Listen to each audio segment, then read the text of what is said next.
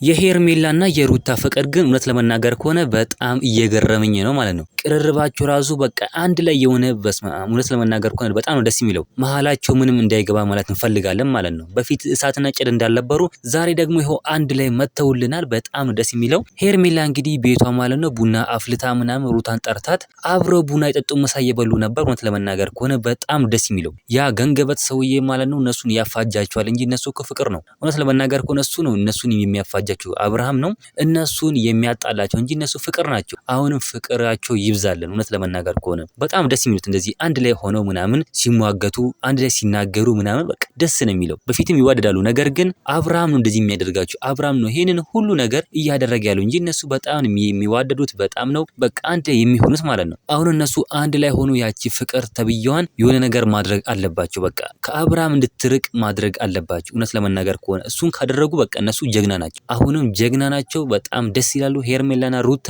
እውነትም በቃ ፍቅራቸው መሃል ማንም ሰው እንዳይገባ ማለት እንፈልጋለን። ፍቅራቸውን በዚሁ ይቀጥሉ ማለት እንፈልጋለን ማለት ነው። በጣም ደስ የሚለው እውነት ለመናገር ከሆነ እግዚአብሔር ይመስገን የነሱ ራሱ አንድ ላይ መሆን በጣም ደስ የሚለው። አብርሃም እንግዲህ አንዳቸውን አልመርጥም ብሏል። በጣም ነው የሚገርመው ግን አብርሃም ማለት ነው በቃ ሴራው ተንኮሉ ምናምን የሆነ እንደ ህፃን ነው የሚያስበው። ይሄ ጡጦ ነው የሚያስፈልገው።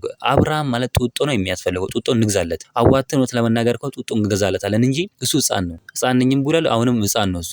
እነሱ ግን ይሄው አንድ ላይ ሆነዋል። በጣም ደስ የሚሉት እንደዚህ ይቀጥሉ ማለት እንፈልጋለን። በጣም ነው ደስ የሚለው። እናንተ ምን ትላላችሁ? ሀሳብ አስተያየታችሁን ኮሜንት ላይ ማስቀመጥ እንዳረሱ፣ ቪዲዮ ላይክ፣ ቻናሉ ሰብስክራይብ ማድረግ እንዳረሱ። በሌላ ቪዲዮ እስከምንገናኝ በያላችሁበት የዓለም ዳርቻ ሰላማችሁ ብዝት ይበለልኝ። ደህና ሁኑልኝ።